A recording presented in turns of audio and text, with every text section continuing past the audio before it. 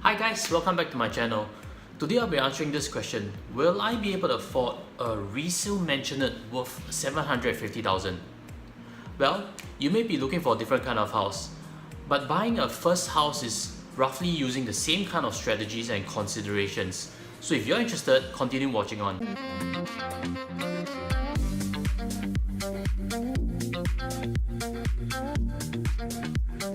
I'd like to give you some context for the case. The couple earns $7,400, so they qualify for HDB loan, and they have a combined CPFOA of $25,000. They probably just started working, and if you have been working for a while, you probably have more than $25,000 in your CPFOA.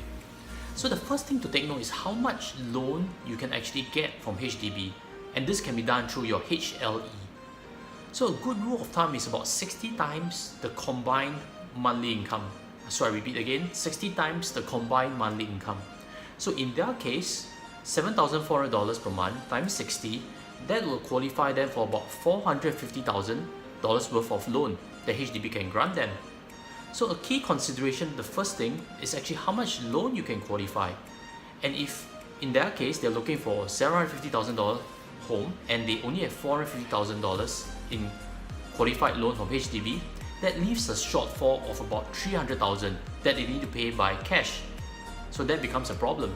Using this tip, if you are looking for a first house yourself, my suggestion is to stick to the budget, because in your budget you also have to factor in renovation costs, which will cost maybe $50,000, or even furniture costs that will cost maybe an additional $10,000. And when you pay for a mortgage, it's going to be like 20 years or even 30 years. And in this journey, I've seen many couples underestimate costs that come along the way, such as costs for children, because children, we need to send them to schools, we need to send them to infant care centers, and they cost quite a bit of money. So it's very important to, when you buy a house, be prudent and set aside a budget that is really comfortable so that you can afford it with no stress for the next 20 to 30 years. The second point that I'd like to make is whether you have the ability to wait. As we know from the case study over there, the couple is looking for a resale mansionette, and a transaction can be completed within 6 months. On the other hand, a BTO requires a few years. A sales of balance flat requires still 1 to 2 years. You can check the links below for a blog post that I've mentioned about BTO and SIRS.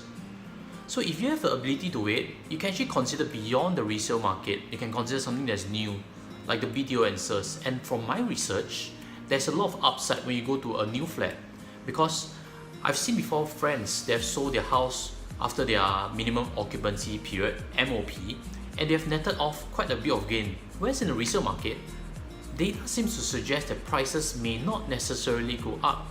My own resale flat did not appreciate in the last 6 to 7 years. That is why, if you can wait, my suggestion is to look for the BTO or the sales of balance flat. Third and final consideration that I'd like to share with you is actually the size of the house. From the case that we've seen, they are looking for a mansionette. And for someone that's starting a family, a mansionette is a huge house. I've even seen before friends who have a 5-room flat and have kept a room empty all this while because there's no need for an extra room to be used.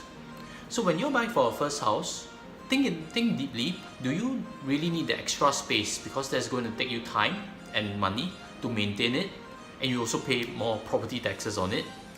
Or should you settle for something that's smaller so that you can upgrade as and when your needs require it?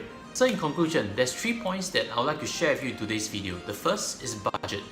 Find a house that's within your budget and know how much you can loan from the tip that I shared with you in the first point. The second point is actually how long you can wait for the house. Is a BTO or sales of balance flat too long for you to wait? If it is, then yes, you should look for a resale flat. And the third point is actually the size of the house. Does it fit your current requirement, or are you buying something that's way too big for you? And actually you're downplaying the factor that you can actually upgrade along in this journey in this next 5 to 10 years. So keep this in mind when you're looking for a house. I'll see you in the future video. Take care and goodbye.